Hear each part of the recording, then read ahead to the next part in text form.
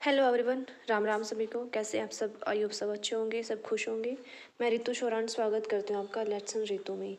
तो भाई हमने क्वेश्चन आंसर की जो है प्रीवियस ईयर की सीरीज स्टार्ट कर रखी है। डेली मैं आपको क्वेश्चन आंसर करवाती हूँ हर एक टॉपिक के। हालांकि कंटेंट क्लियर करवाती हूँ, थ्योरी क्लियर करवाती हूँ, बट फिर भी हम जो हमारा मेन जो मकसद है वो क्वेश्चन का ही होता है कि प्रीवियस ईयर कंप्लीट हो जाए। बट आज मैंने सोचा कि समास का टॉपिक है और ये ऐसा टॉपिक है कि भाई बहुत सारे स्टूडेंट ऐसे होंगे जिनको नहीं आता, कन्फ्यूजन रहता है कि कौन सा क्या होता है, उत्तर पद कौन सा होता है, पूर्व पद कौन सा होता है। तो मुझे ऐसे लगा कि पहले मैं इसका टॉपिक आपको करवाऊँ, फिर क्वेश्चन आंसर करवाऊँ। क्वेश्चन आंसर कल कर लेंगे अभी, क्योंकि बहुत टाइम पड़ा है रीट में भी और एस्टेट में भी, और सीईटी की बात करें तो उसमें भी। ऐसा भी नहीं है कि ये मैंने सिर्फ एस्टेट के लिए बनाई है या सीटेट के लिए बनाई है या रीट या सीईटी। ये चारों में ही काम आएगी। जहाँ आपकी हिंदी काम आएगी वहाँ आपका काम होएगा, क्योंकि कोई भी मैंने क्वेश्चन ऐसा छोड़ा नहीं है कि ये तो एस्टेट में पूछा नहीं जाता या ये सीटेट में नहीं पूछा जाता या रीट में नहीं पूछा जाता, ऐसा मैंने नहीं किया। तो चलिए स्टार्ट करते हैं। सबसे पहले बात करते हैं समास। ये ऐसे नोट्स है गाइस जो मैंने किसी सिर्फ एक चैनल से पढ़ के या एक बुक से पढ़ के या एक बैच से पढ़ के नहीं बनाए हैं। मैंने एक बुक एक बुक नहीं, दो बुक थी, वहाँ से मैंने एग्जाम्पल उठाए हैं और जो एक्सप्लेनेशन है जहाँ से मुझे बेटर लगी वो उठाई है। एक यूट्यूब का चैनल था मेरा, वहाँ से मैंने उस सर से मैंने पढ़ा था, तो उनके मैंने नोट्स बनाए हुए थे। एक मैडम थी बैच में, बैच ले रखा था मैंने पहले, काफ़ी टाइम पहले, तो उनके बैच से मैंने बनाए हैं। मतलब 4-5 सोर्सेज से ये नोट्स बनाए हुए हैं। राइटिंग थोड़ी ख़राब है बट उस पर ध्यान मत देना, आपको पढ़ने से मतलब है, ठीक है। तो समास, समास क्या होता है? संक्षिप्तीकरण। समास का अगर अलग अलग हम बताएं तो क्या बन गया भाई? सम प्लस आस, यानी कि पास बिठाना। ऐसा कई बार पूछ लेते हैं एग्जामिनर। सम प्लस आस यानी कि पास बिठाना। और इसकी डेफिनेशन क्या होगी आपकी कि दो शब्दों का परस्पर मेल समास कहलाता है। और समास के जो है 6 भेद होते हैं। समास के कितने भेद होते हैं भाई? 6 भेद होते हैं। तो कौन कौन से होते हैं वो हम देखते हैं कि अविभाव समास होता है, द्विगु समास होता है, क्रमधारय, तत्पुरुष, द्वंद्व, बहुव्रीहि। तो ये 6 भेद है समास के। गाइस आपको एक भी क्वेश्चन ऐसा नहीं रहेगा आज के बाद कि ये मुझे समास से आ नहीं रहा। जितने आपके कन्फ्यूजन है सब क्लियर हो जाएंगे, एक भी क्वेश्चन नहीं छूटेगा। और एक भी इसमें ऐसी चीज़ नहीं है जहाँ आपको ये हो कि डाउट हो, आपको कहीं चेक करना पड़े। बेशक आप गूगल करके देख सकते हैं, एक भी चीज़ ऐसी नहीं मिलेगी जो डाउटफुल हो, आपको ये लगे कि नहीं उस टीचर ने तो ये बताई थी। कोई चीज़ डाउटफुल नहीं होगी, ये मेरी गारंटी है। क्योंकि ये एक बार नहीं, दो नहीं, तीन नहीं, चार नहीं, 5-6 सोर्स से लिखे हुए हैं, ठीक है। तो पद की प्रधानता के आधार पर अगर हम बात करें तो 4 भेद होते हैं। कितने भेद होते हैं भाई? 4 भेद होते हैं पद की प्रधानता पर अगर बात करें तो, ठीक है। और वैसे कितने होते हैं? 6 होते हैं। अब पद की प्रधानता के आधार पर क्या है, कैसे है, वो हम जानेंगे। पहला पद प्रधान होता है एक होता है यानी कि उत्तर पद मीन्स दूसरा पद प्रधान। एक होता है, एक में होता है दोनों पद प्रधान और एक में होता है अन्य पद प्रधान, ठीक है। पहला पद कौन सा होता है? जो पहले लिखा होता है ना, वो पहला पद होता है, यानी कि पूर्व पद बोलते हैं उसको। उत्तर पद कौन सा होता है? जो दूसरे नंबर पे लिखा होता है, उसको उत्तर पद बोलते हैं। दोनों पद यानी कि दोनों जो लिखे हुए हैं। अन्य पद यानी कि ये दोनों कोई और ही मीनिंग दे रहे हैं, तो वो अन्य पद होता है, ठीक है। तो इसके आधार पर कितने पार्ट है? 4 के। वैसे नॉर्मली आपसे पूछे तो कितने पार्ट हो गए? 6। और पद की प्रधानता के आधार पर पूछे तो कितने पार्ट हो गए? 4। क्यों? क्योंकि पहला पद प्रधान होता है अविभाव समास में, और दूसरा पद प्रधान होता है द्विगु समास में भी होता है, क्रमधारय में भी होता है और तत्पुरुष में भी होता है। और तत्पुरुष के ही हम पार्ट मानते हैं क्रमधारय और द्विगु को, ठीक है। दोनों पद प्रधान होते हैं द्वंद्व में और अन्य पद प्रधान होता है आपका बहुव्रीहि समास में। तो इतना क्लियर है। आगे चलते हैं। अविभाव समास। अविभाव समास में क्या होता है? आपका प्रथम पद प्रधान होता है। अविभाव समास में क्या होता है? प्रथम पद जो होता है वो आपका प्रधान होता है, यानी कि पहला पूर्व पद जिसको आप बोल सकते हो या प्रथम पद बोल सकते हो। और वो उपसर्ग युक्त होता है, मीन्स उसमें कोई ना कोई उपसर्ग जरूर होता है, जैसे यथा, भर, प्रति, अधि, अनु, उप, तो ये उपसर्ग उसमें होते हैं। और पुनरावर्ती शब्द होते हैं, बहुत सारे पुनरावर्ती शब्द भी आपके होते हैं। किस में होते हैं? आपके अव्ययभाव समास में। ठीक है, तो इतना मेरे हिसाब से समझ आ गया होगा भाई। अब आगे बात करते हैं, पहचान क्या है इसकी, मतलब आप कैसे पहचानोगे। ट्रिक है एक, बहुत ही अच्छा सा तरीका है। वैसे आपको पहचानने की ट्रिक याद करने की ज़रूरत नहीं है, आप सिंपली देख के ही पहचान सकते हो कि हाँ भाई ये हमारा समास है। तो अव्ययभाव समास में आपको क्या क्या मिलेगा? यथा, भर, प्रति, बे, आ, अधि, अनु, उप, निर। ये वाले अगर उपसर्ग आपको मिले तो आप समझ जाना ये कौन सा समास है भाई, अव्ययभाव समास है। ठीक है, फिर से बता देती हूँ। अव्ययभाव समास में पहला पद प्रधान होता है, यानी कि मैंने लिखा आमरण, कहाँ गया आमरण। ठीक है, मैंने आमरण लिखा तो इसका पहला पद प्रधान होता है। ठीक है, आमरण का विग्रह हम करेंगे तो क्या बनेगा? मरण तक। तो मरण ये पूर्व पद है, मरण तक क्या बनेगा इसका? मरण तक। ठीक है, तो मरण ये पूर्व पद है, यानी ये पहला पद है, ये आपका प्रधान है और पहले उपसर्ग युक्त होता है तो ये उपसर्ग है, आ आपका आ उपसर्ग है। ठीक है, और पुनरावर्ती शब्द भी हो सकता है, जैसे पुनरावर्ती का मैं आपको एग्जांपल दूं, हाथों हाथ या मंद मंद, है ना, ये पुनरावर्ती हो गई, इनके एक ही शब्द की पुनरावर्ती होती है। तो अव्ययभाव समास में पुनरावर्ती वाले भी होते हैं, और भी आगे एग्जाम्पल आएंगे आपके। तो इतना समझ आ गया? शोर आ रहा है भाई। इसके बाद एग्जाम्पल देखो, ये वो एग्जाम्पल है जो आपके प्रीवियस ईयर में पूछे गए हैं। डी बी से भी हो सकते हैं, KVS से भी हो सकते हैं, किसी भी एग्जाम से हो सकते हैं। ठीक है, तो जैसे देखिए, एक मिनट, यथाशक्ति शक्ति के अनुसार, यथा मति मति के अनुसार, यथा कर्म कर्म के अनुसार, यथा योग्य योग्यता के अनुसार। तो ये सारे आप देख लेना, मैं आप स्क्रीनशॉट ले सकते हो, मैंने स्क्रीन बिल्कुल एकदम आपके सामने रख दी है। इम्पोर्टेंट है इसमें से कौन सा? प्रतिदिन, प्रत्येक दिन, प्रत्येक यानी कि हर एक, प्रत्येक भी बोल देते हैं इसको और हर एक भी बोल देते हैं। ठीक है, आभरण भरने तक और आमरण मरने तक, आकंठ कंठ तक, आपाद मस्तक ये इम्पोर्टेंट है, पैर से लेकर सिर तक, आजान बाहु घुटनों से लेकर भुजाओं तक, भर पेट पेट भर कर, तो ये इम्पोर्टेंट है। बार बार आ गई ना पुनरावृत्ति, हर बार, घर घर हर घर, दिन दिन हर दिन, पल पल हर पल, तो ये ध्यान में रख लेना, आप पढ़ लेना। रातों रात रात ही रात में, भागम भाग भागने के बाद भागना, चला चली, मारा मारी, या जीवन, ये मोस्ट इम्पोर्टेंट है, यावत जीवन, ये आपका स्टेट में आया हुआ है। ठीक है, तो ये थे अव्ययभाव समास के एग्जाम्पल आपके, ये था अव्ययभाव समास।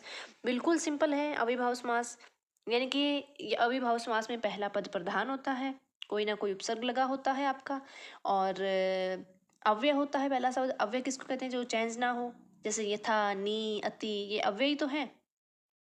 प्रति उपसर्ग लगा होता है आपका। तो ये कुछ एक आपकी जो है निशानी है, जिससे आप पता लगा सकते हो कि ये अव्ययभाव समास है। अव्ययभाव सबसे अलग होता है, सबसे इजीली पहचाना जाता है अव्ययभाव समास। ठीक है, उसके बाद है आपका द्वंद्व समास। द्वंद्व समास में हमने क्या पढ़ा था कि इसके दोनों ही पद प्रधान होते हैं। द्वंद्व समास के दोनों ही पद कैसे होते हैं भाई? जैसे एग्जाम्पल मान लो, अन्न जल, अन्न और जल दोनों ही इंपॉर्टेंट है ना, अन्न भी इंपॉर्टेंट है, जल भी इंपॉर्टेंट है। तो अन्न जल, तो दोनों ही पद क्या हो गई? प्रधान हो गई। और इसकी पहचान क्या है? एक आपसे ये क्वेश्चन पूछा जा सकता है कि लिख आपकी जो है लिख देगा कि भाई दोनों पद प्रधान होते हैं, ऐसा कौन सा समास है? तो ऑप्शन में आपकी द्वंद्व समास, द्विगु समास, कर्मधारय समास, बहुव्रीहि लिख देगा। तो आपको पहचानना है कि कौन सा है जिसमें दोनों पद प्रधान होते हैं। ऐसा ही कुछ क्वेश्चन आएगा आपका। दोनों पद प्रधान होते हैं और इसकी पहचान क्या है? अगर विग्रह मिले आपको तो उसमें पहचान क्या है? या, और, आदि, अथवा, ये सब आपका लगा मिलेगा अगर विग्रह किया हुआ है तो। और अगर सिंपली आपका लिखा हुआ है फिर तो विग्रह आपको खुद करना पड़ेगा, तब भी आप समझ जाओ। जैसे अन्न जल लिखा है तो सिंपल सी बात है, अन्न और जल, माता पिता, माता और पिता, पढ़ा लिखा, पढ़ा और लिखा, तो ऐसे कुछ आपको मिलेंगे। तो इधर द्वंद्व में ये इसके पार्ट भी है ना। 3 भेद है द्वंद्व के, इतरेतर द्वंद्व, है ना, वैकल्पिक द्वंद्व, और ये समाहार द्वंद्व। पीआरटी में तो नहीं पूछे जाते, लेकिन पीजीटी वगैरह में पूछे जा सकते हैं, तो हम कर ही लेते हैं, क्या जाता है करने में।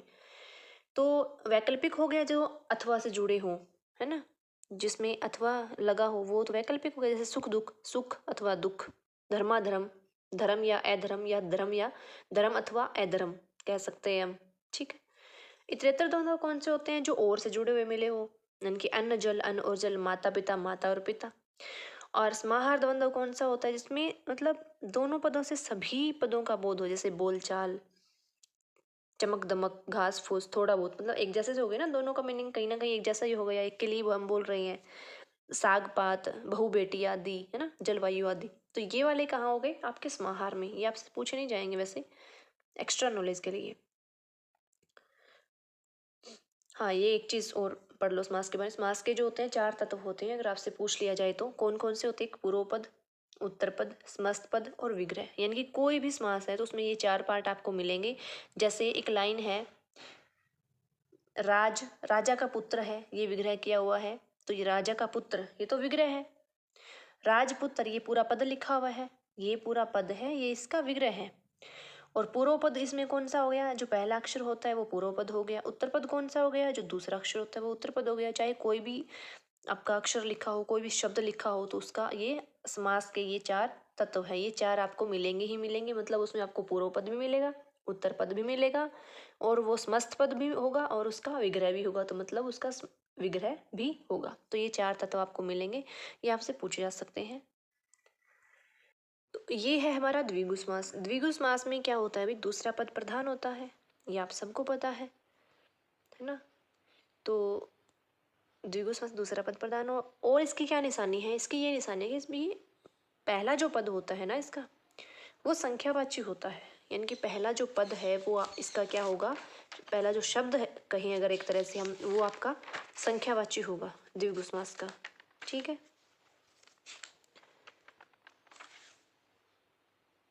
और जो ये संपूर्ण पद है, ये मिलकर किसी समूह का बोध कराता है,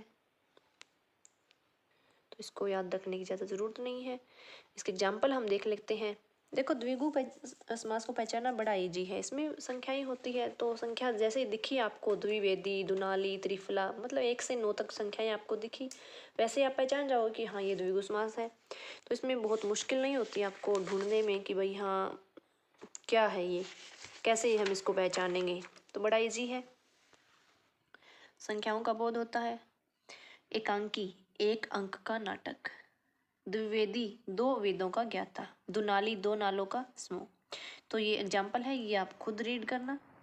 चौराहा, 4 राहों का समूह। चवन्नी, 4 आनों का समूह। चौखट, 4 खूंटों का समूह, है ना। पंजाब, हाँ ये मोस्ट इंपॉर्टेंट है। पंजाब, 5 आबों का समूह या 5 नदियों का समूह। पचरंगा, 5 रंगों का समूह। ठीक है। पंचानन, 5 आननों का समूह, यानी कि 5 सिरों का समूह। सडानन, 6 आननों का समूह। अठन्नी, 8 आनों का समूह। अठवाड़ा, 8वें वार को लगने वाला बाजार। तो ये कुछ एक है, इनको आपको ध्यान में रखना है, मोस्ट इंपॉर्टेंट है। नवरात्र, 9 विशेष रात्रियों का समूह होता है। ओके। और यहाँ इसमें खास बात क्या है, मतलब ऐसी कौन सी चीज़ जो आपको याद रखनी है? जैसे ये है सतसई, 700 दोहों का समूह, यानी कि द्विगु समास में आ गया। और सतसई, 700 दोहों की रचना, तो ये बहुब्रीहि समास में। तो कंफ्यूज होने की जरूरत नहीं है, आप पेपर वाले को भी पता है कि भी सतसई जो है वो दोनों ही है, द्विगु भी है और बहुब्रीहि भी है। तो वो आपको दोनों ऑप्शन में देगा ही नहीं, एक ही देगा आपको, या तो बहुब्रीहि देगा या द्विगु देगा। और फिर भी अगर मान लो ऐसा हो जाता है कि वो आपको दोनों ही ऑप्शन में दे दे, तो आपको आंसर करना है बहुब्रीहि का। ऐसी सिचुएशन आ जाती है कि दोनों ही आंसर में हो, ऑप्शन में हो, तो आपको फिर बहुब्रीहि करना है। बाकी ऐसा होगा नहीं, एग्जामिनर को पता है, फिर फालतू में बाद में केस लगते फिरेंगे ना, इसलिए वो ऐसा करेगा नहीं। शताब्दी, 100 वर्षों का समूह। अब है इसकी मोस्ट इम्पोर्टेंट बात, इसकी ट्रिक द्विगु समास की। क्या है कि भी 1 से लेकर 10 तक संख्याएं होती हैं द्विगु समास में, 1 से लेकर 10 तक। और जो 10 से भाज्य हैं, मीन्स 10 से भाज्य कौन सी हो गई? 100 हो गई, 1000 हो गई, है ना। तो वो सारी किस में आ जाएगी? 20 हो गई आपकी, 30, 40, 50, 60, 70, 80, 90, 100, 110, 120। यानी कि 10 से भाज्य हैं और 10 तक की संख्याएं द्विगु समास में होती है। अगर लिखा है, मान लो 11 लिखा है या 12 लिखा है मान लो, तो आप कहेंगे कि मैडम ने तो बताया था जो संख्यावाची होता है वो द्विगु होता है, ये 12 जो है ये द्विगु नहीं है। क्यों नहीं है? क्योंकि 12 10 और 2 से मिलकर बना है। जैसे मैं लिखूँ यहाँ 24, तो 24 जो है वो द्विगु नहीं है, क्योंकि 4 और 20 से मिलकर बना है 24, तो ये आपका द्विगु में नहीं आएगा। द्विगु में सिर्फ 1 से 10 तक संख्या जो होती है वो आएगी, और 10 से भाज्य होने वाली शताब्दी हो गई, है ना, तो ये द्विगु में आएगी। जैसे ये शताब्दी है ना, 100 वर्षों का समूह, द्विगु में आ गई। तो ये चीज़ आपको ध्यान रखनी है, और द्विगु कोई मुश्किल नहीं है। अब फिर से मैं समझाती हूँ। हमने किया है अव्ययभाव समास। अव्ययभाव समास में पहला पद प्रधान होता है, पहला पद अव्यय होता है, पहला पद उपसर्ग युक्त होता है, और यथा, प्रति, बे, अन ऐसे कुछ शब्द लगे होते हैं। द्विगु समास किया है हमने, इसमें संख्यावाची होता है, और इसमें द्विगु समास जो है इसका प्रथम पद जो होता है वो संख्यावाची होता है, जो पूरे समूह का जो बोध कराता है ना। ये है वेरी, तो इतना आपको समझ आ गया। अब है आपका बहुव्रीहि समास। बहुव्रीहि समास में क्या है आपका? बहुव्रीहि समास जो है, इस पद में जो समस्त पद में कोई पद प्रधान नहीं होता, जो लिखा है वो पद प्रधान नहीं होता उसमें कुछ भी, अन्य ही कोई पद प्रयुक्त होता है वो यानी कि प्रधान होता है। ठीक है, इनकी एक विशेषण टाइप जो प्रयुक्त होता है वो प्रधान होता है। जैसे चारपाई, पीताम्बर, नीलकंठ, लंबोदर। पीताम्बर पीला है अंबर जिसका, यानी कि कृष्ण जी के लिए कहा गया है। नीला है कंठ जिसका, नीलकंठ शिव जी के लिए कहा गया है। मीन्स नीलकंठ लिखा है इसने, और नीला है कंठ जिसका, इन बातों का कोई मतलब नहीं बन रहा, इन दोनों पदों का कोई मतलब नहीं बन रहा। नील और कंठ दोनों का कोई मतलब नहीं बन रहा, दोनों इकट्ठे मिलकर क्या बना रहे हैं? नीलकंठ का मतलब क्या हो गया आपका? शिव, ये मतलब निकल रहा है। पीताम्बर अकेले का, ये पीत यानी कि पीला है अंबर जिसका, इनका कोई मतलब नहीं निकल रहा, ये मतलब कहाँ निकल रहा है? कृष्ण। इसलिए इसको कहते हैं कि दोनों ही पद प्रधान नहीं होते, अन्य पद प्रधान होता है। तो ये जो ये है ना, ये प्रधान है यहाँ पे, ये दोनों ही प्रधान नहीं है। नीलकंठ, लंबोदर यानी कि लंबा है उदर जिसका, इसलिए ये बहुव्रीहि समास की पहचान क्या हो गई? जहाँ दोनों ही पद प्रधान नहीं होंगे, कोई तीसरा प्रधान होगा, एक विशेषण युक्त होगा जो। ठीक है, द्विगु और बहुव्रीहि में मैंने आपको कन्फ्यूजन बता दी है, नहीं होनी चाहिए, क्योंकि द्विगु में संख्यावाची होगा और 10 तक संख्याएं होंगी सिर्फ, या फिर 10 से भाग होने वाली संख्याएं होंगी, तो वो उसमें कंफ्यूज होने की ज़रूरत नहीं है। फिर भी अगर ऐसा कुछ आ जाता है, जैसे वो सही वाला था, तो आपने प्रायोरिटी देनी है बहुव्रीहि को, और ऐसा होएगा नहीं कि दोनों ही ऑप्शन में हो, या तो द्विगु मिलेगा आपको या बहुव्रीहि मिलेगा। अब आगे बात करते हैं, बहुव्रीहि और क्रमधारय में भी कन्फ्यूजन होती है। बहुव्रीहि और क्रमधारय में तो बहुत सारे एग्जाम्पल है जो सेम होते हैं। बहुव्रीहि और द्विगु में तो बहुत कम होते हैं, 2-4 ही ऐसे हैं जो आपको मिलेंगे, जो जिससे आपको ये लगे कि हाँ इसको द्विगु लिखूँ या बहुव्रीहि, तो उसमें आपने बहुव्रीहि को ही प्रायोरिटी देनी है। लेकिन ऐसे बहुत सारे एग्जाम्पल है जो बहुव्रीहि और क्रमधारय दोनों में आते हैं। कौन से हैं भाई? ये बहुव्रीहि में आते हैं, ये तीनों ही जो है ये बहुव्रीहि में भी आते हैं और क्रमधारय में भी आते हैं। बहुव्रीहि अगर देखो मैंने लिखा भी है, अगर ऑप्शन में बहुव्रीहि हो तो बहुव्रीहि करना है, अदरवाइज क्रमधारय करना है। और ये मैंने अपने आप से नहीं लिखा, मैंने किसी टीचर से पढ़ा है, और उस टीचर ने लिखवाया है कि भाई ऑप्शन में अगर बहुव्रीहि है तो बहुव्रीहि लिखना है, अदरवाइज फिर क्रमधारय करना है। और जो पढ़ाता है हमें, आपको पता है, वो हमें सोर्स भी बताता है कि वहाँ उस जगह पे अगर लिखा हुआ है ऐसा, और अगर वो पेपर वाला आपका गलत कर देता है, मतलब आपने बहुव्रीहि टिक कर दिया और अगर आपका गलत कर देता है, तो आप फिर उसका नंबर, भाई आप केस भी कर सकते हो फिर उसका, है ना, लगा सकते हो आप उसके लिए रेट। तो ऐसा कुछ नहीं है कि भाई गलत हो जाएगा, नहीं। तो ये जो चीज़ें हैं ये बहुव्रीहि में आएंगी, अगर बहुव्रीहि ना लिखा हो तो ही आपने क्रमधारय करना है, क्योंकि विग्रह जो है पीताम्बर लिखा है तो पीला है जो अंबर, तो ये तो क्रमधारय का एग्जाम्पल हो गया। और अगर इसको हम ऐसे लिखे, पीला है अंबर जिसका, कृष्ण जी, कृष्ण भगवान, तब ये बहुव्रीहि में आ जाता है। तो आपको कंफ्यूज होना ही नहीं है, अगर बहुव्रीहि है तो बहुव्रीहि करना है, अगर बहुव्रीहि नहीं है तो फिर क्रमधारय करना है। ये सारे ही है ना, ये तीनों ही आपके क्रमधारय में भी आते हैं। नीला है जो कंठ, है ना, लंबा है जो उदर, अगर ऐसे हम लिखेंगे तो ये क्रमधारय में आ जाएंगे। अब आगे है आपका क्रमधारय समास। बहुव्रीहि मेरे हिसाब से क्लियर हो गया आपको। क्रमधारय समास है, क्रमधारय में विशेषण और विशेष्य होता है, ये समझने वाली बात है। और कईयों को बस यही याद नहीं होता कि विशेषण कौन सा होता है, विशेष्य कौन सा होता है। तो पहला जो पद होता है वो तो होता है आपका विशेषण, दूसरा जो पद होता है वो होता है आपका विशेष्य। और उपमान उपमेय भी कहते हैं इनको। तो उपमान उपमेय में उलझने की जरूरत नहीं है, पूछेंगे नहीं मेरे हिसाब से। तो आपको उपमान उपमेय विशेषण और विशेष्य ही होता है मोस्टली। और फिर भी जो विशेषण होता है उसी को हम उपमान कहते हैं, और जो विशेष्य होता है उसी को हम उपमेय कहते हैं। ठीक है, इनको भी मैं समझा देती हूँ आपको। विशेषण या फिर उपमान हम किसको कहते हैं? वैसे विशेषण, विशेष्य, उपमान, उपमेय इनसे क्वेश्चन बहुत कम आते हैं, आपको एग्जाम्पल ही मिलते हैं। बट फिर भी अगर आ जाए तो संज्ञा या विशेष्य की विशेषता बताने वाले शब्द विशेषण कहलाते हैं। विशेष्य कौन होता है? यानी कि जो संज्ञा है, मतलब जिसकी विशेषता बताई जा रही है। यानी कि जो इंसान है, अगर राम है तो राम क्या होगा? विशेष्य होगा। राम बहुत सुंदर है तो राम वर्ड क्या होगा? विशेष्य होगा। राम शब्द संज्ञा भी है, राम विशेष्य भी है ना। विशेष्य क्या होता है? जिसकी विशेषता बतलाई जाए वह विशेष्य होता है, या फिर हम उसको उपमेय भी कह सकते हैं। यानी कि जिसकी विशेषता बताई जा रही है वो तो है विशेष्य, और जो विशेषता बताई जा रही है वो विशेषण है। जैसे अमित सुंदर है, तो यहाँ अमित क्या हो गया? विशेष्य हो गया, क्योंकि इसकी विशेषता हम बता रहे हैं। इसको उपमेय भी हम कह सकते हैं। और सुंदर होना क्या हो गया? विशेषण है, ये उपमान है। ये आ गया समझ में? अब समझ लेते हैं कि संज्ञा क्या होती है। जब किसी शब्द के पीछे हम संज्ञा जोड़ते हैं और वह ना जुड़े तो वह खुद ही संज्ञा है। ठीक है, बहुत काम की चीज़ है ये। यानी कि जब हम किसी शब्द के पीछे हम संज्ञा जोड़ें और वो ना जुड़े तो वो खुद ही संज्ञा है। आपको पता करना हो ना कि भी संज्ञा क्या होती है। तो देखो, चोरी, गरीबी,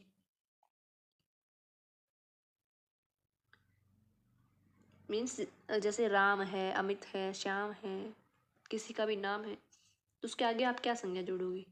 नहीं जोड़ोगे ना, क्योंकि वो तो खुद संज्ञा है। तो ये आपकी ट्रिक। और विशेषण क्या होता है? यदि किसी शब्द के पीछे संज्ञा जोड़ी जाए और वह जुड़ जाए तो वो विशेषण है।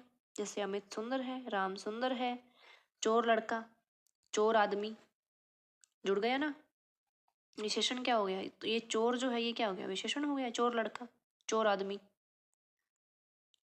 जैसे ये गरीब आदमी, गरीब लड़का, जुड़ गया ना, लेकिन संज्ञा में तो नहीं जुड़ा। अब चोरी लड़का थोड़ी कहेंगे हम, चोरी आदमी थोड़ी कहेंगे, गरीबी आदमी थोड़ी कहेंगे, गरीबी लड़का थोड़ी कहेंगे, नहीं कहेंगे ना। तो ये अपने आप में संज्ञा है। और ये विशेषण क्या हो गया? गरीब आदमी, गरीब लड़का। तो गरीब क्या है? विशेषण है। आदमी क्या है? संज्ञा है। इसकी विशेषता बता रहा है ये विशेषण। ठीक है, मतलब समास के जरिए मैंने आपको संज्ञा विशेषण भी समझा दिए हैं। अब इसकी एग्जाम्पल देख लो कर्मधारय की। नील गगन, नील आपका विशेषण है, गगन आपका विशेष्य है, क्योंकि इसकी विशेषता बताई जा रही है गगन की, आसमान की विशेषता बताई जा रही है, नीला है जो गगन। नील गाय व्यक्तिवाचक संज्ञा है, ये नीली है जो गाय। ये नील जो हो गई विशेषण और गाय हो गई विशेष्य। लाल मिर्च, लाल है जो मिर्च। तो ये सारे आप याद कर लेंगे, देख सकते हैं। तुषार धवल, इसका याद रखना आप, पूछा जा सकता है। तुषार क्या हो गया? आपका विशेष्य है। धवल क्या हो गया? विशेषण है। अब ये मत बोल देना बाकियों में तो विशेषण आगे था, इसमें पीछे कैसे हो गया? भाई तुषार यानी कि बर्फ के समान सफ़ेद है जो, बर्फ के समान सफ़ेद है जो। तो तुषार जो है हमारा आगे वाला विशेष्य हो गया ना। तुषार की विशेषता बताई जा रही है। धवल यानी कि दोड़ा, सफ़ेद। तो ये सफ़ेद क्या हो गया? विशेषण है। तो ये इसलिए धवल क्या हो गया? विशेषण हो गया। ऐसा मत सोचना कि आगे लिखा है वो विशेषण ही होगा। ये सारे आप याद कर लेना, देख लो। इनमें मैं ना टाइम वेस्ट नहीं कर रही। मुझे ऐसा लगता है कि ऐसा ही तो पढ़ के मुझे बताना है, ऐसे ही आपको पढ़ना है। इतने आप में सेंस है कि आप पढ़ पाओ। छठी सातवीं के बच्चे तो हो नहीं, इसलिए मैं सोच रही हूँ कि आप स्क्रीनशॉट ले लेना और पढ़ते रहना। ये है इंपॉर्टेंट एग्जाम्पल।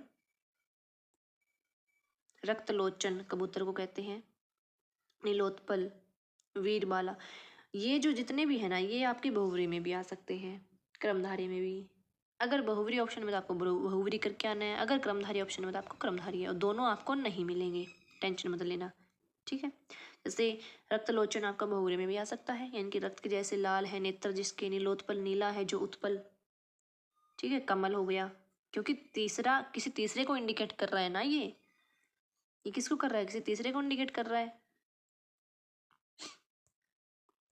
सुपाच्य, सुष्ठु, अच्छा। हाँ, अब ये बात काम की। जब किसी विशेषण की पुनरावृत्ति हो जाए तो वहाँ क्रमधारय समास होता है, जैसे काला काला, लाल लाल, लाल, अत्यंत काला। ठीक है, अत्यंत काला का क्या हो जाएगा, काला काला, अत्यंत लाल का लाल लाल। तो यानी कि जहाँ विशेषण की पुनरावृत्ति हो गई वहाँ क्या होगा, बहुरी सॉरी क्रमधारय समास होगा आपका। हाँ, अब वो ये मैंने इसलिए लिखा है क्योंकि द्वंद्व समास में आप देखते हो ना, जैसे बीच में अगर डंडा लगा हुआ मिल गया आपको तो आपको लगता है कि द्वंद्व समास है, तो उस कंफ्यूजन में मत रहना। अगर विशेषण 2 बार आया हुआ है, पुनरावृत्ति हुई है, तो वो आपका क्रमधारय समास में जाएगा। ठीक है, किस में जाएगा, क्रमधारय समास में। ठीक है, लाल, सुर्ख, अत्यंत लाल, तो ये आपके किस में जाएंगे, बहुव्रीहि क्रमधारय में जाएंगे। बहुव्रीहि ना हमारा है बार बार, क्योंकि आगे पीछे वाले एग्जाम्पल बहुव्रीहि के पढ़े ना, इसलिए तो ये आपके क्रमधारय में आएंगे। ठीक है, तो फिर से मैं आपको बता दूं, थोड़ा सा रिवाइज करवा दूं, क्योंकि मुझे ऐसा लगता है रिवाइज करवाने में बहुत अच्छे से समझ में आता है। सबसे पहले हमने किया था अव्ययभाव समास, जिसमें पहला पद अव्यय होता है, पहला पद ही महत्वपूर्ण होता है, दूसरा पद कुछ भी हो सकता है, इनकी संज्ञा भी हो सकता है या कुछ और भी हो सकता है, और इसमें अव्यय शब्द होते हैं। और जो पहला पद होता है उसमें कोई चेंज नहीं होता, जैसे आमरण, आजन्म, आजीवन, प्रतिशत, भरपेट। और इसकी निशानी क्या है, आगे आपको यथा, प्रति, आहर, बे, नी आदि ये सब लगे मिलेंगे। उसके बाद हमने किया था द्वंद्व समास। द्वंद्व समास के 3 पार्ट भी किए थे, जो कि आपके लिए इम्पोर्टेंट नहीं है। द्वंद्व समास में क्या होता है भाई, दोनों ही पद प्रधान होते हैं। ठीक है, या अथवा ये चीज़ें आपको लगी हुई मिलेगी अगर विग्रह करते हैं हम तो, और अथवा या ये आपको लगा हुआ मिलेगा। उसके बाद हमने किया था द्विगु समास, जहाँ संख्याएं होती हैं। द्विगु समास में सिर्फ 10 तक संख्याएं होती है, या फिर 10 से भाग होने वाली संख्याएं होती है। ठीक है, द्विगु समास में। और द्विगु समास के कुछ एग्जाम्पल ऐसे हैं जो बहुव्रीहि में भी आ जाते हैं, जैसे सतसई, तो वो उसमें आपको प्रायोरिटी बहुव्रीहि को ही देनी है। अगर ऑप्शन में बहुव्रीहि ना हो तो आपने द्विगु करना है। उसके बाद था क्रमधारय। क्रमधारय में पहला पद विशेषण होता है, यानी कि आपका उपमान होता है, दूसरा विशेष्य होता है, यानी कि उपमेय होता है। ठीक है, और इस क्रमधारय का आपका दूसरा पद प्रधान होता है, जैसे अधमरा, परमात्मा, परकटा, कर्षण शरप, श्वेतांबर, महाजन, अंधकूप, ये सारे एग्जाम्पल थे। उसके बाद अब हम करेंगे तत्पुरुष समास। तत्पुरुष समास में आपका दूसरा पद प्रधान होता है। तत्पुरुष के कुछ पार्ट है जो कि आपके लिए इम्पोर्टेंट नहीं है, मोटी मोटी मैं आपको डेफिनेशन करवा दूंगी। इसके पार्ट जो है आपके लिए इम्पोर्टेंट नहीं है। दूसरा पद प्रधान होता है, इसमें नय तत्पुरुष है। नय तत्पुरुष क्या होता है, नाम से स्पष्ट है, इसमें नय आ जाए, नहीं का बोध हो। और इसमें इसकी निशानी क्या है, भी अन्न, ना, अन्न उपसर्ग आगे आपको मिलेंगे। ठीक है, असत्य, अज्ञान, अभाव, अकारण।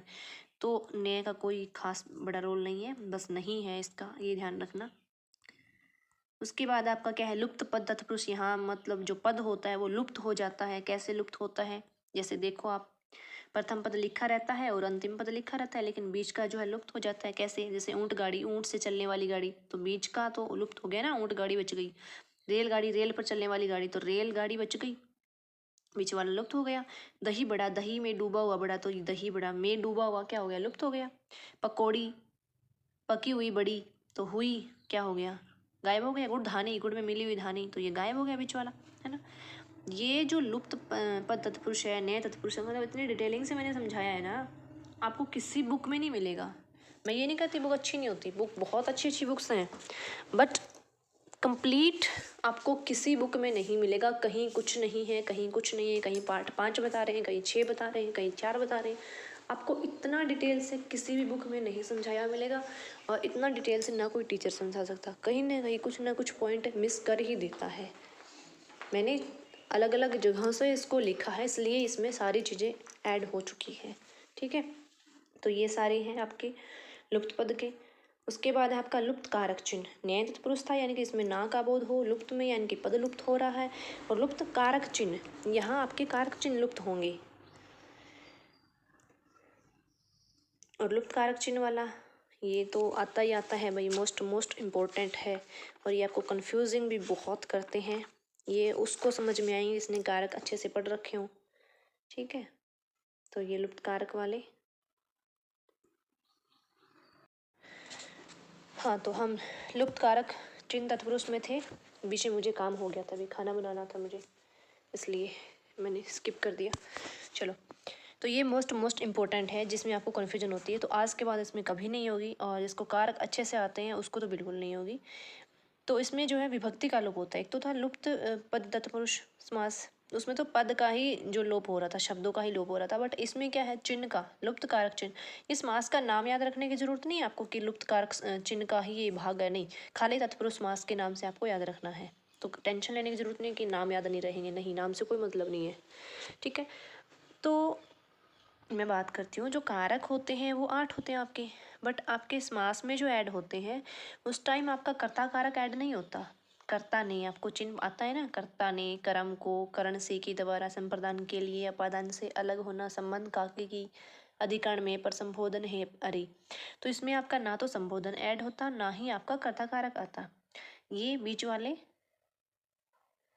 जो है ये आपके आते हैं। ठीक है, इनके बीच वाले 6 जो हैं, ये 6 कारक आपके आते हैं, और ये तत्पुरुष के नाम से ही जाने जाते हैं, अलग अलग पार्ट है। तो कर्म कारक का चिन्ह क्या होता है, अभी याद कर लो एक बार, वेरी सिंपल है, भूलोगे ही नहीं, सीरियल वाइज याद रखो। कर्ता ने कर्म को करण से के द्वारा संप्रदान के लिए पदान से अलग होना, संबंध काके की अधिकरण में पर, और कर्ता को आपको स्किप कर देना है।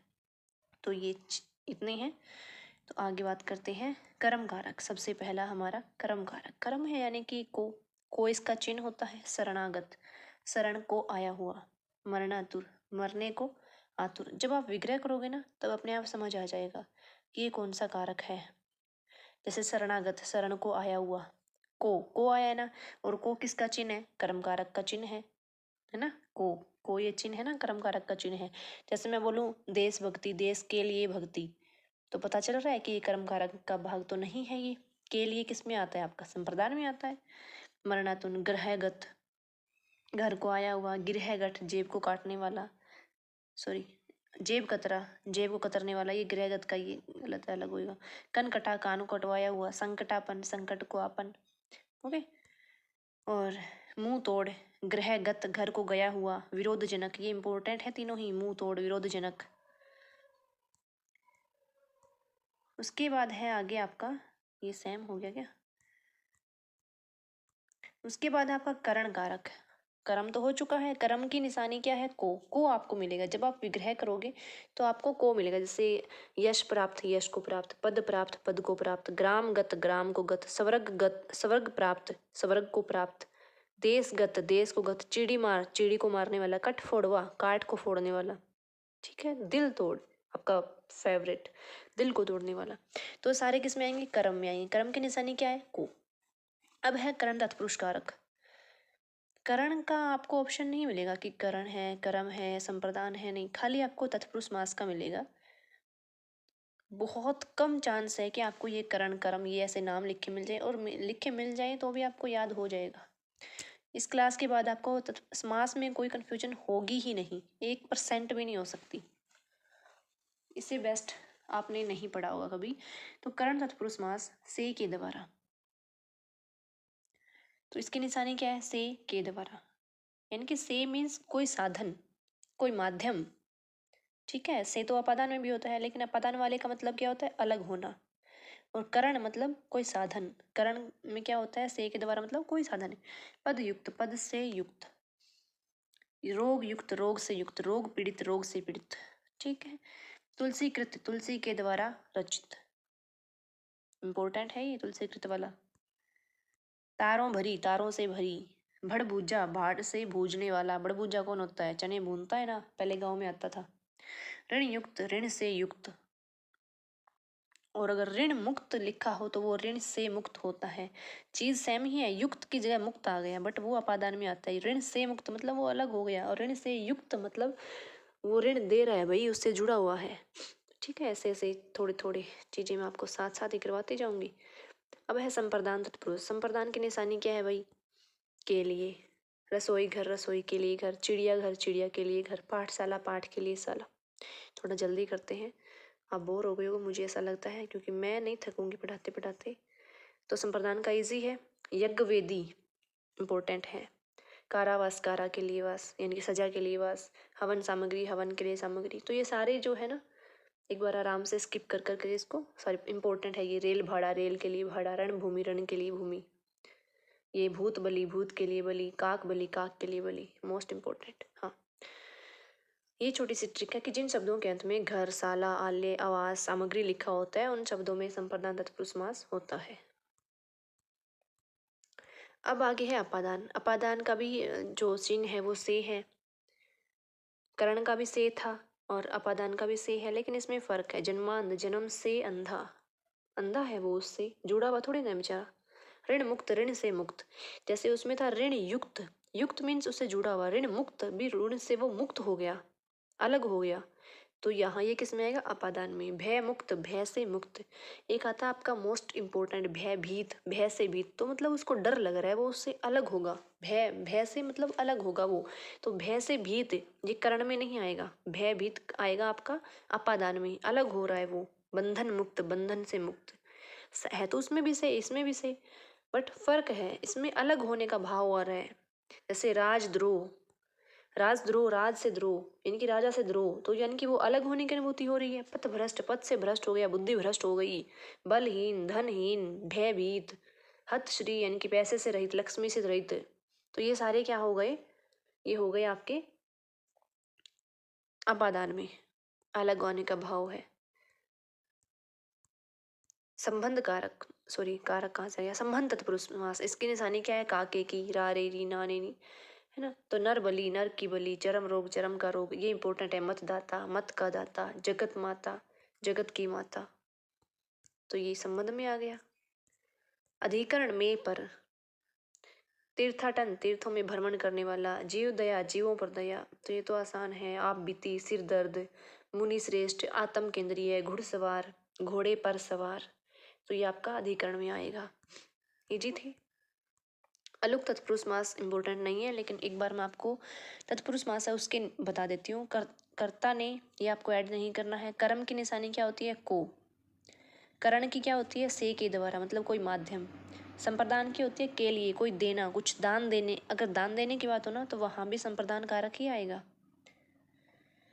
संबंध का के की अधिकरण में पर होता है, ठीक है। जहाँ दान देने की बात हो ना, वहां भी आपका क्या आता है?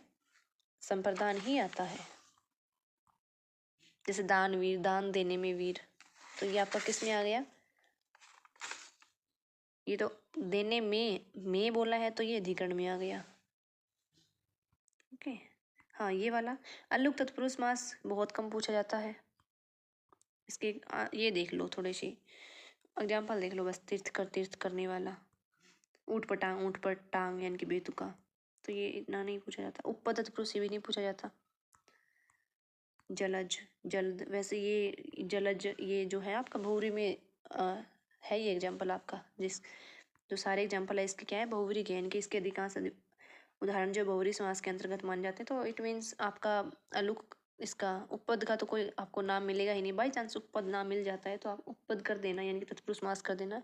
बट ये सारे इसके एग्जाम्पल है ना, लगभग इसके बहुव्रीहि के मिलेंगे, तो मीन्स प्रायोरिटी बहुव्रीहि को देनी है, तो इसको अलग से पढ़ने की नीड ही नहीं है आपको। ये क्वेश्चन है। क्वेश्चन मैं ये सोच रही हूँ कि भी कल करूँ, क्योंकि आज क्लास बहुत लंबी हो चुकी है। बस एक बार आपको ना मैं समास का थोड़ा सा रिवाइज करवा देती हूँ कि किसमें क्या था, बस, ठीक है। क्योंकि क्लास बहुत ज़्यादा लंबी हो चुकी है, तो क्वेश्चन जो है मैं आपको समास के कल ही करवाऊँगी। आधे घंटे से ऊपर की क्लास हो चुकी है ना, फिर मेरे पास डाटा भी नहीं होता। तो ये जो मैं इम्पोर्टेंट आपको एक बार रिवाइज करवा देती हूँ कि समास जो होते हैं, पद की अगर प्रधानता पर बात करें हम, 4 प्रकार के होते हैं, और वैसे 6 प्रकार के होते हैं, क्योंकि द्विगु और क्रमधारय जो है वो तत्पुरुष का ही पार्ट है। तो सबसे पहला होता है कि पहला पद प्रधान होता है अव्ययभाव समास का। पहला पद प्रधान होता है। पूर्व पद इसको हम कह सकते हैं। पहला पद अव्यय होता है, उपसर्ग युक्त होता है, यथा, बे, अन, ऐसे कुछ आपको जुड़े हुए मिलेंगे। उत्तर पद यानी कि दूसरा पद प्रधान होता है। कौन कौन से समास में? द्विगु में, क्रमधारय में, तत्पुरुष में। और द्विगु निशानी क्या है भाई? 1 से 10 तक संख्याएं होगी और 10 से भाग होने वाली संख्याएं होगी। क्रमधारय की निशानी क्या है भाई?